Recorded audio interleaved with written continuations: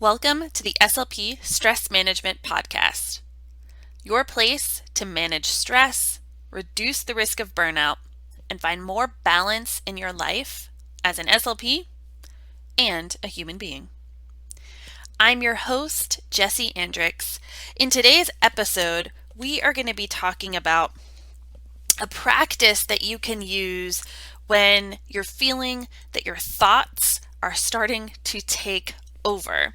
And it'll help you get out of your head and into your body where you could be more present and feel less overwhelmed by all that is going on.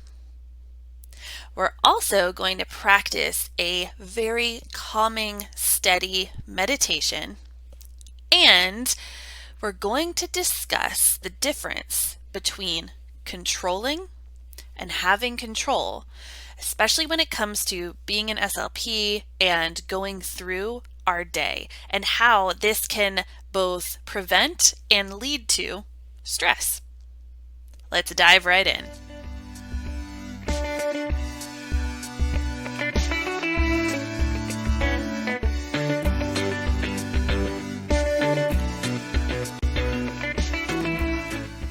All right, it is time for this week's wellness tip. So one thing that can happen when you're feeling stressed, or like stress is building, starting to feel overwhelmed, or, even heading towards just like chronic stress and burnout, is that your thoughts kind of start to take over everything else. So we begin to live in our head and less in our body. And so one thing that we can do to help with this is to get back in your body. Now, some really great ways to do this are to do some kind of like movement or workout or exercise where, for one, you have to pay attention, right? So that you don't fall down or like you don't trip over something. You have good form. And so that helps you think about something else. It helps you think about the body. But it also gets the body to be the main focus, to be the thing that is moving. And that helps you get out of your head and back into feeling your body. But it's also not something that you can necessarily like stop, drop, and do, right? So when you're in the middle of a work day, or just in the middle of life and you're feeling really stressed, you can't always just say, hey, I'm going to take the next 20 to 30 minutes to go work out, and then I'll get my next group of students. That doesn't work. So how can we get into our body in the moment, like in your work day, before work, after work, like when you're rushing around to get your kids after work, when you're going from session to session, when you're just starting to feel like overwhelmed? Like, how can you get into your body in that moment? Well, you don't have to do a workout, but my gosh, if you could, like, go ahead and do it, right? But what you can do is just to simply bring your awareness back to the body. Now, I know sometimes we're like, I don't want to do that. But here's the way to do it. I want you to stand up. So that's something you can do in your office, right? You just kind of stand up. Feel your feet firmly rooted down onto the ground. So feel your heels pressing down. Maybe give your toes a wiggle and then feel your big toes, and then all the toes all the way to your little pinky toe pressing down into the ground. Not gripping, but just touching down. Feel the balls of your feet. Think of like all four corners of your feet pressing down. And maybe feel the arches of your feet pull up, so you start to draw that energy, that awareness up into the legs. Bring your hand to your belly, one hand to your heart. Let your shoulders roll up, back, and down. Maybe open the mouth to relax the jaw a few times, or maybe even just kind of letting some air out, a sigh. You could close your eyes, you could blink your eyes a few times. And then just take a few breaths in and out, maybe 3 to 5 to 10 breaths here. Feeling the body solid beneath you. When all of your focus is in your head, bring it back down into the body, knowing you are here. You are in this moment. You are in this present moment here. And all of those things that happened that are stressful, all of those things that we imagine might happen, are not there. We are in this moment now. So feel grounded, feel down into the body, feel the breath moving through, get back to this present moment and get out of your head. Give this a try the next time you're starting to feel stress building or you're starting to feel overwhelmed, and get back into your body, get out of your head, and give yourself that moment to be able to move forward through your day with hopefully a little less stress, or at least a tool you can use when you need it. And now, a word from our sponsor.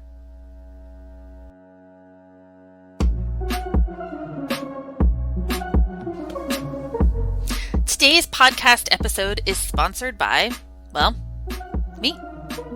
Did you know that I have a library of workshops and courses that are self-guided and available for you to purchase at any time over at jessieandrix.thinkific.com. This platform hosts yoga classes and yoga workshops, stress management and resilience workshops, and the self-guided version of the mega SLP stress management course. You can head over to jessieandrix.thinkific.com to check these out and get 10% off any purchase by using the code podcast10. Head on over there today to get your 10% off and start taking all of the tools that we talk about on the podcast and take a deeper dive into them to learn how you can manage your stress and build some resilience in your day-to-day life.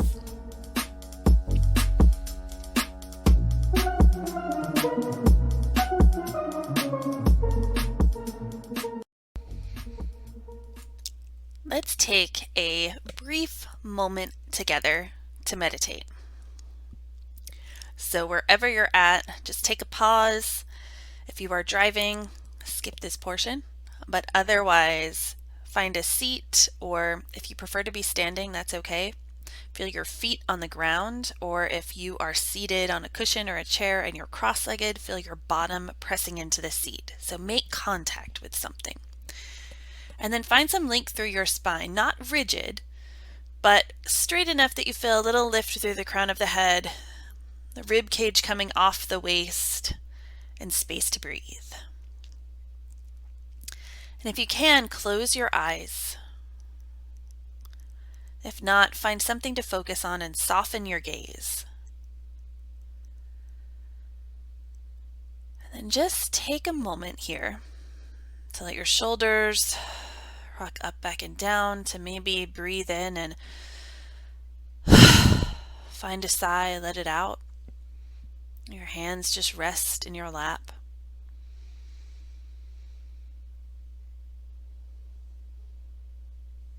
Begin to bring your awareness or your attention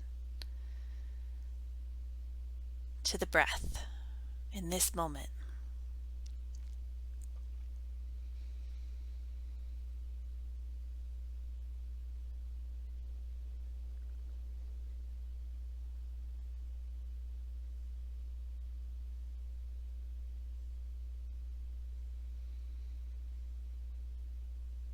Begin to breathe, if you can, in and out through your nose.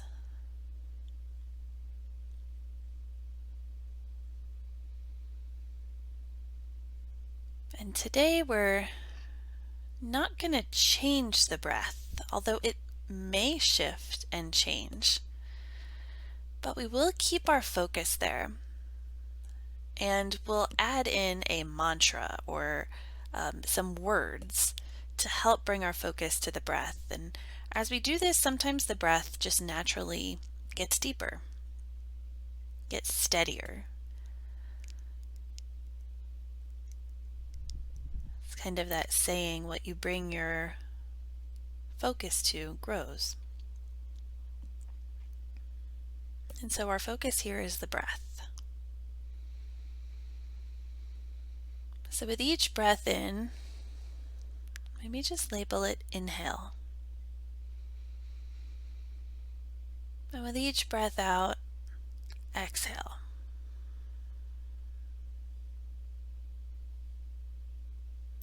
Inhale.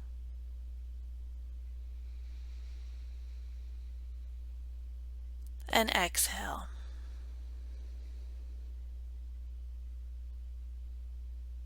And again, inhale.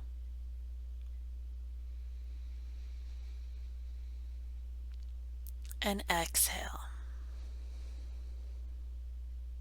Just continue this.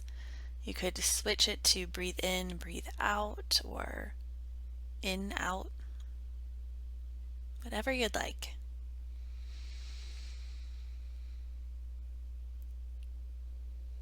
So as your focus drifts, as your awareness drifts away to other thoughts, simply bring it back to that inhale, exhale.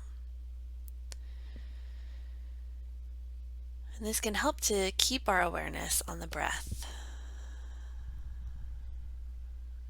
And with our breath, when it becomes more steady and calm, it sends the signal up to our brain, to our stress response, that we are steady and we are calm.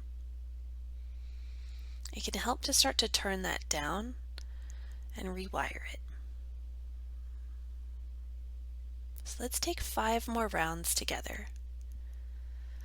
Following your own mantra, your own word, or you can follow along. Inhale. And exhale.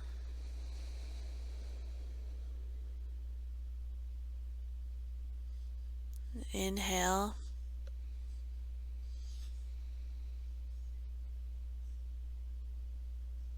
Exhale.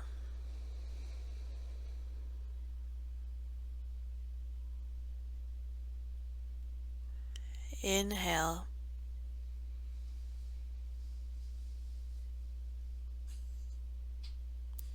Exhale.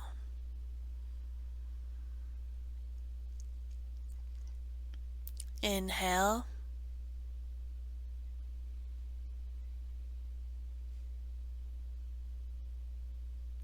Exhale. One more time. Inhale. And exhale. Start to come back now to just your own natural pattern, letting the mantra go, letting the focus even go here.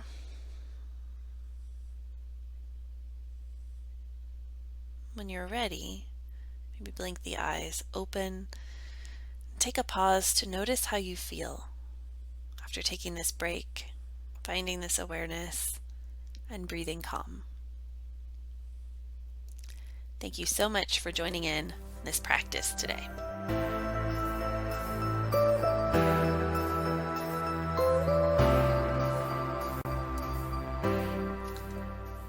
There is such a fine line between having control of your life and the situation as an SLP and controlling the situation or your life as an SLP. So here is a story for you. One time in my work as a school-based SLP, I had a student that I needed to screen, and it was kind of last minute. The team expected it to go really smoothly and for the student to pass, and it just kind of to be one of the pieces that we had to have included in there. So for it to kind of just be like a general component to their overall evaluation process. And so they didn't allow much time before letting me know and before the screen and results were due. And it wasn't to be rude or inconsiderate, but it just seemed straightforward. And I was totally fine with it. I was like, yeah, no problem. Screen, quick and simple, and I'll get it to you. But it turned out not to be. So surprisingly, the student did not pass the screen and an eval was needed like ASAP. And I could feel the dial of stress start to turn up a notch or 5. And this really could have gone one of 2 ways. It could have become this like ongoing, growing source of stress because it was not part of my plan and I had no room for this in my planned out schedule. And if I held to my schedule strictly, all I would be able to see that I was in control of things. The things would go the way the schedule said and that I would not have room to do it. But it would still have to get done So it would get done just with so much stress and pressure and guilt surrounding it. I could also try to loosen the reins a bit and remind myself that things do not have to stick to the schedule exactly. Like, it's not great to miss groups, but it happens and things shift. And I can learn from this, or I could do it differently next time. I could maybe make a different schedule, or I could make sure and talk with the team and say, hey, if you have anybody that you have, make sure we have all of these pieces and that we allow for a lot of time. The big difference here is not like a laid back attitude or a relaxed schedule or a great place to work or just rolling with it. It's the way the control of the situation works. So one way that control shows up is to control the situation in order to avoid stress, which leads to more work, more pressure, and more stress, the very thing that you are trying to avoid and to not have happen. In the other, it's about regaining control in order not to feel helpless and to work through the stress and come out the other side with new insights and tools. And I see so much of this with fellow SLPs and in our world. And I see it because I've seen it in myself. Like, you try so hard to map it all out exactly, like for instance with your school-based schedule. And then when a small shift happens that is not in the plan, it adds some stress to the situation. And the more small shifts that happen, it's like little cracks in the foundation, right? It starts to add more and more until you feel like it's all going to crumble. So you go in, you tweak even more, you try to perfect it just a little bit further until it is just right. And then another thing happens and another crack grows and the stress grows and things get even harder and you try to patch it up and repair it, but it just doesn't work. And you have to try to make the plan work even more. And it's exhausting. When stress builds up, there's often one big player that shows up: control. Having control of a situation can make it feel that you are best prepared to face whatever shows up and that you are the one leading the situation and that the outcome of it is up to you. And this can leave you feeling more settled, like full of power and like in control. But it can also be the start of additional stress and a spiral into what you are trying to avoid because things rarely go exactly as planned. Having control can be great. It can help reduce stress, but controlling can be something that allows stress to build. They are very similar, but they do complete opposite things when it comes to managing your stress. When you are controlling it, you're forcing the outcome of the situation and expecting that it must go a certain way or it won't be okay. So this looks like maybe planning out each therapy session precisely, leaving no wiggle room in your schedule because everything is down to the minute, and expecting that your day and life will go the way that you have mapped it out. And this sounds really good because it sounds like it would make things less stressful. You know exactly down to the minute like how your speech therapy session is going to go. You know exactly when the next session is going to begin and how long that will take. And then you know from there how much time you have for each specific part and exactly what you'll be doing in those things. It sounds like it would make it so much less stressful, but it doesn't. Instead, it often adds more pressure to keep everything on this timeline and to keep it going exactly as mapped out, because if one thing runs over a bit, there's no spot for that, and it leaves you with this "what am I supposed to do?" which adds stress. So it builds the stress that you are so very much trying to control and keep from building. It leaves no room for being human, for things to change, or even for the perspective and plans of another person. What if your student doesn't want to do that activity?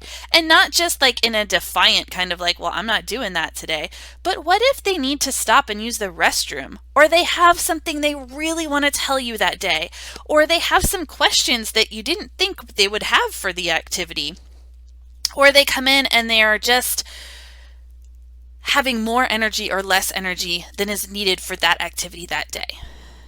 This could take some time out from that detailed and rigid schedule that you mapped out, and you might have someone stop by to talk to you about a student, or maybe they didn't feel like doing the lesson, or the student isn't even available that day. Things happen, and the way you look at control can make all the difference.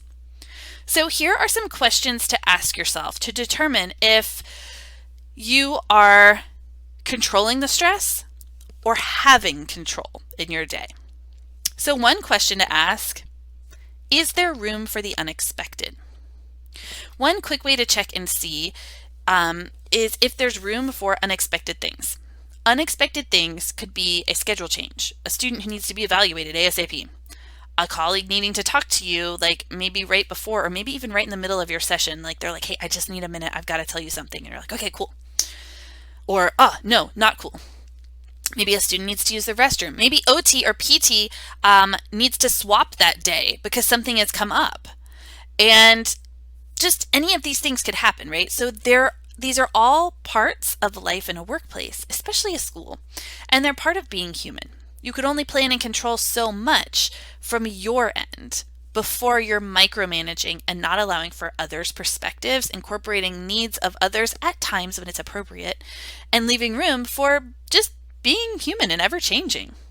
Having a little wiggle room for the unexpected, or knowing things do not have to be perfect each time and exact, can leave room for it, which is absolutely expected. The next thing, number 2, are you avoiding stress by having control? There is no way to avoid or completely control stress. There is no magic crystal ball to tell you how everything will be laid out and what to expect from all of it. Controlling stress is often done to try to avoid experiencing it. If you can control the situation and get it exactly how you want and expect it to be, then you can avoid the stressful parts of it from ever happening. And it sounds so good when you first think about it, right? Because then there wouldn't be stress. You would be totally on top of it, ahead of it every step, and that stress would never be there. But guess what? Avoiding stress is not possible. There's bound to be something that you didn't think of and that you could never have expected. But also, it leads to more and more controlling, more and more pushing, and more stress. So your avoiding the stress builds the stress. It never gives you the tools to manage it and reduce it. So when you look at your stress in your day, are you doing things to avoid it from happening, or to have maybe just a little say and a little understanding in how your day unfolds? All right, question number 3, is the control adding to your stress? So this is what we were talking about before. If you're trying to work on stress, the worst thing is when you're feeling it grow more and more despite doing more and more to make it stop. This is a huge red flag that you are controlling versus having control. Having some control, so let's say like knowing who your students are that day, an activity that might be going on at the class, like what you might be able to do with them. This lessens the stress by giving you a little foundation and ground to stand on versus controlling. So I will see them at this specific time, no matter if they have other needs or there is something else going on that day, because this has to be done. This is what is in the schedule and this time. And if they are late, then I'm just going to push and stay that session. And then the next one's going to be late and we're going to have to figure that out. And you start to spiral. This is controlling, which keeps you in the stress loop in your body and brain and keeps you in this like pass, fail mindset. And it keeps you in the push, the rush to get ahead and to only do a little bit more. And if I could do just a little more, a little bit better, then I won't feel the stress. If control is adding to your stress, it's time to try something new. Look at what you absolutely need to do. And it's probably way less than you probably think. Right? Give yourself 1 to 2 things to get done that day and plan a session with a little more wiggle room. Maybe choose one game for the week to use in all your sessions. Or have the students to help you to decide on some activities that they want to do in speech. And know that it doesn't have to be perfect or exact to help them reach their goals and to give you data to report as needed. I know it's all easier said than done, but just having some awareness of it and realizing the control might be more controlling than helpful can be the first step towards unwinding some of the stress and really learning how to manage it. So let's give this a try. The first thing to do is take 10 minutes to work through these questions. Grab a journal and write them down and explore the answers you come up with and allow yourself to be honest. Like there's no grade, there's no right or wrong, or there's no better than. It's where you are and what you can do next. When you're ready, write down 3 swaps you can make to shift from controlling to having control. And then add in one stress management tool to use that day and make it flexible if you need it to be. So by trying to have some control over the control, go with me on this, you don't want to try and become controlling around it. So it's not about micromanaging this, but about saying like, okay, here's how I'm honestly doing with these things.